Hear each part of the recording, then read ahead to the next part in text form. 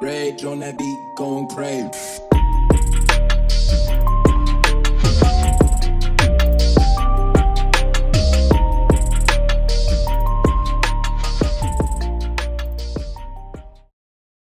Hey guys, Chris here with another deep dive into all the colors of the Berkley Powerbait Cash Out Worm. Now, why the Cash Out Worm? Well, let me give you a quick background. I primarily fish two baits when I'm fishing a Ned rig. It's either the OSP Doe Live Beaver in the 3-inch size or the Megabass Hazardong Shad in the 3-inch size when I want to represent more of a bait fish profile. So the OSP Doe Live Beaver is my crayfish imitator and the Hazardong Shad's my bait fish imitator.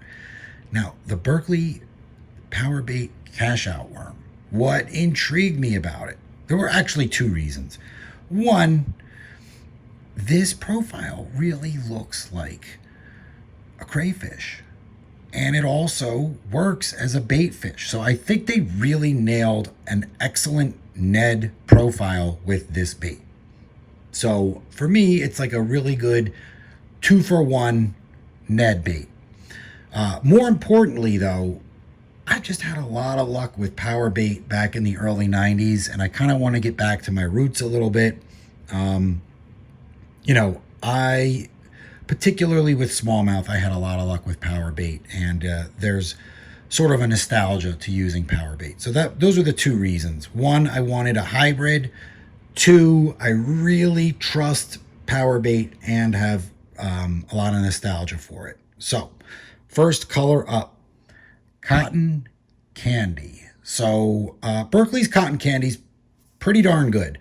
I'll tell you why. It's not a bright pink. It is a very translucent, soft, warm pink versus what this would technically be a higher temperature pink, not temperature of water or air, but it's a little more blue. So this color pink's going to last a little longer at depths, where cotton candy is not going to look like this after it gets down at past about 5 feet. It's going to just really look clear, and maybe a warm clear at best. These colors tend to get absorbed. The light rays from these colors tend to get absorbed rather quickly in even clear water. So this is a very good clear water color, especially if you want something warm and pink. This is your color right here, and I'm really impressed with it. I always wondered too, how did green and purple get the designation of candy in fishing? Like, that's it. Like, in fishing circles, anytime something's candy, it's green and purple. Like, you can't put blue or red in it. It's kind of odd. So yeah, this color's rad. Again, look at that profile. I think it's an awesome craw profile and an awesome bait fish profile. So that is your cotton candy. Next up is green pumpkin. So Berkley's green pumpkin is rather boring. To me, green pumpkin is it should always be something that's not translucent, and you shouldn't know if it's green or brown. Like, there should always be this contest in your mind. Is it green? Is it brown? To me, this looks kind of dark green. There's no flake in it. There's no counter shading, which I think is important because every living creature has counter shading, especially things that live in the water. And yeah, it would have been nice if you had like 2 shades of green pumpkin on this. Anything. It's, pretty flat. Now, I will say this. If you were fishing super clear water, but low light conditions, this could probably smoke some fish. So those of you that know the merits of a green pumpkin without a flake in it, and you're, keeping that hush hush, here's your guy. Okay. Cash Out Worm in green pumpkin. Next up, this is just the green pumpkin with the orange tail.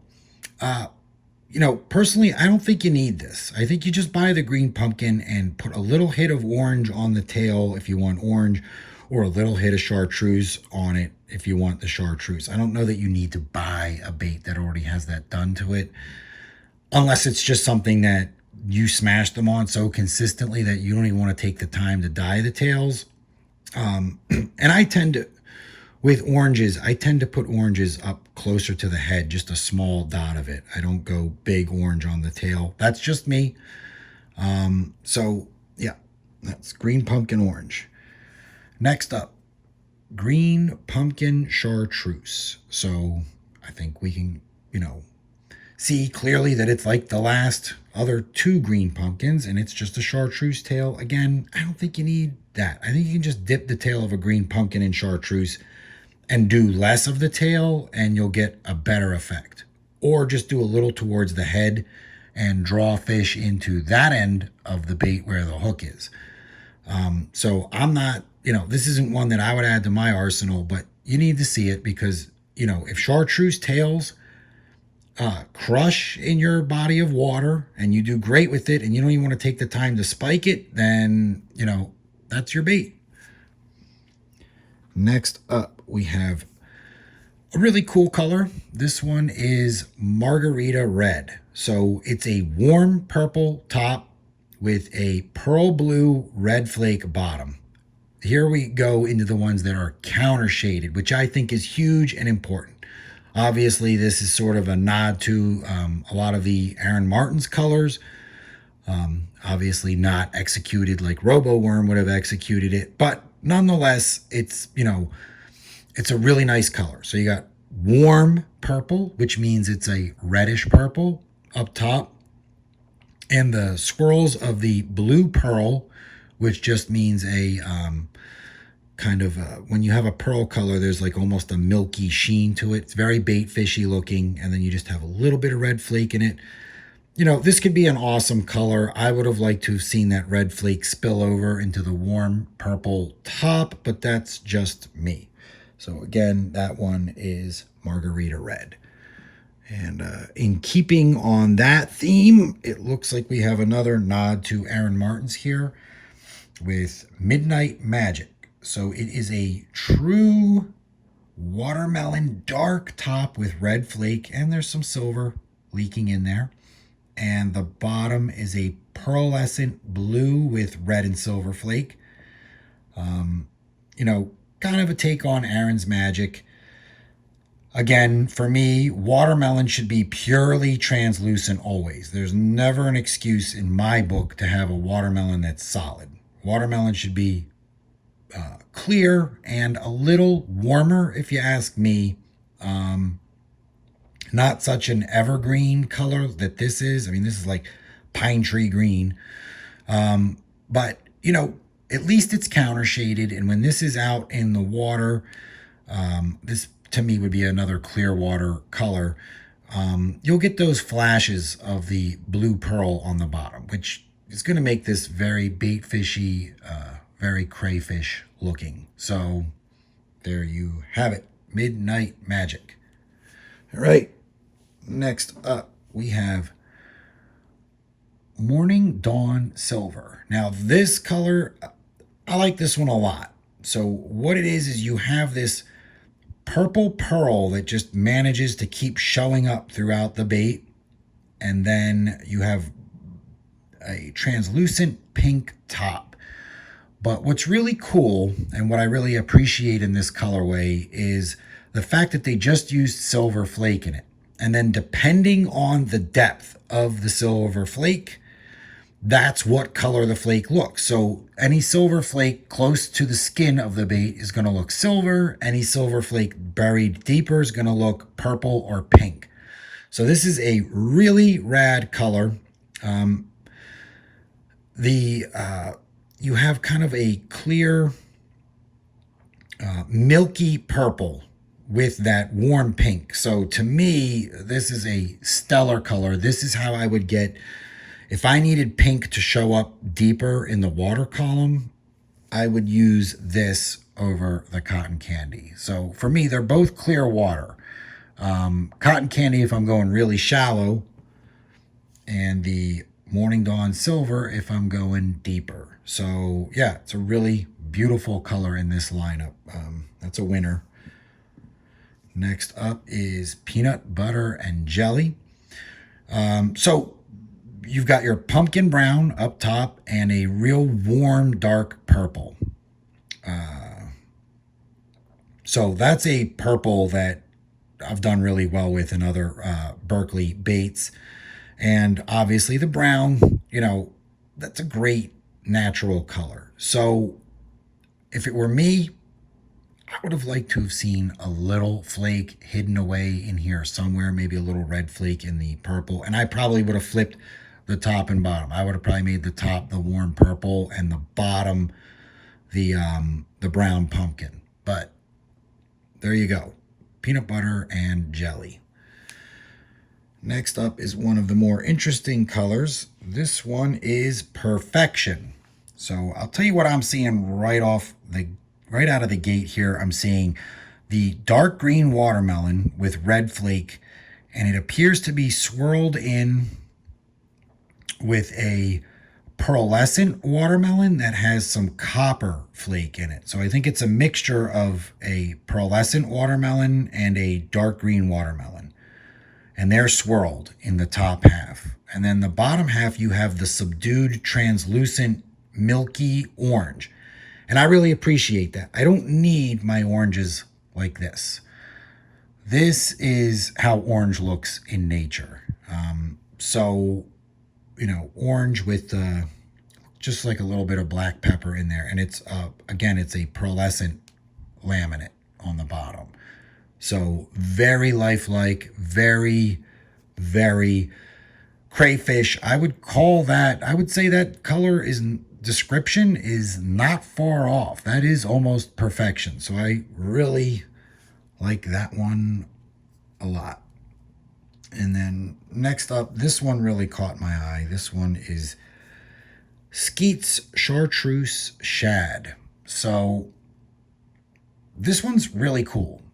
What you have is it's a pearlescent pink with a pepper and a chartreuse flake in it. But no matter which way you spin it, the chartreuse stays on the outside edges. So it's like there's always chartreuse on the outside edges and then this pearlescent pink, almost a pro red, but not. It's like a pink purple pearlescent. That's a lot of P's. With the chartreuse flake, and then the chartreuse glow stays just on the outside, which I think is totally rad. This would be awesome in really shady waters and for smallmouth feeding on bait fish. So what I really appreciate about this color is the fact that the chartreuse is not overdone. It's very ghosty. It's very soft. I mean, there's your typical chartreuse in bass fishing. I mean, this one is so soft. I think this color is a real winner. I mean, this one is one that had I not seen it in person and I just seen it online, I would have probably passed on this. Now seeing it up close and in person, I'm pretty blown away by this one. So this one will find its way into my arsenal. So that's really an awesome color there. So Skeets Chartreuse Shad. Very well done. Very translucent. Very cool bait. Next up, Skeets Green Money. So this one's really awesome too. This one has a pearlescent watermelon and purple belly. So it's the counter shading of a bait fish. Then the top has what I would call, that's my kind of watermelon. It's see-through. It's green, but it has hints of brown. And then the flake in it is a candy flake, which is green and purple. So it's really an interesting color. So I get the watermelon that I like up top with green and purple flake. Awesome. Then the belly's a soft, pinky purple, milky color. So,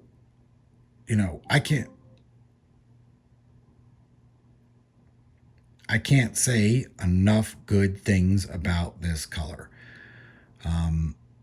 Now, let's move on to the last color, watermelon candy. So this is Berkeley's watermelon. It's green with purple and green flake in it.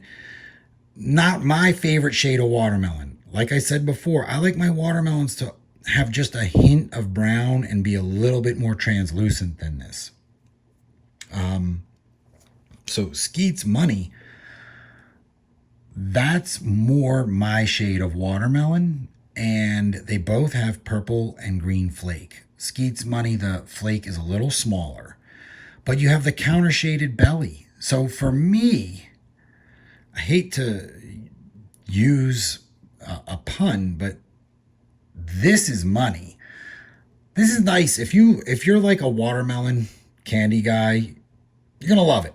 But I mean, I think for the money, I am using all kinds of cliches, and that's an accident. I did not mean to say for the money, but Skeets Green Money, it's kind of money. I mean, it's the exact shade of watermelon I like. It's small micro flakes of green and purple, and then you have a pearlescent pinkish purple belly, and it's very bait fishy. So again, this one in person, way cooler than I thought it would be. The watermelon green and purple flake, watermelon candy, it's useful in, I think, baits that don't have a top and bottom. Anything where you're like pitch and flipping a stick bait where it can spin on its way down. I don't know that the counter shadings is important. It's kind of cool because the flake's so big. So I do like that about it. But yeah, there you go. Watermelon candy. So that's all the colors, guys. I hope that helped you out. Again, I do this purely to help you guys so that when you go on a website and you're like, I'm going to buy these, you know exactly what you're getting. Like for me, it would be boom, boom, boom. I'd probably just roll with those 5. If I was someone out there that wasn't going to get them all. I mean, that right there, I could do everything with that. I mean, that would cover all my Ned rig bases and I'd be good to go.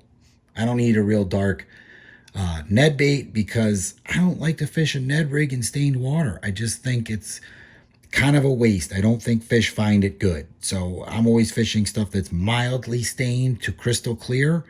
And these colors would, tick all the boxes that I need for my Ned rig fishing. So yeah, I hope that helped you guys. And I hope you can, I'm not saying these are the best colors. I'm saying for me and how I fish and where I fish and what I'm chasing, I could get by with these, and that's more than enough. And I could even whittle this down to 3 or 4. So I hope that helps you guys. At least you got to see everything up close and you know what you're getting when you go to buy it, and you can save yourself some money and buy some other baits that you might have spent on what you might consider some loser colors in this batch from Berkley. So I'll see you guys in the next one. Hope this helped. Thanks for being here with me, and we'll talk soon. Have a great day.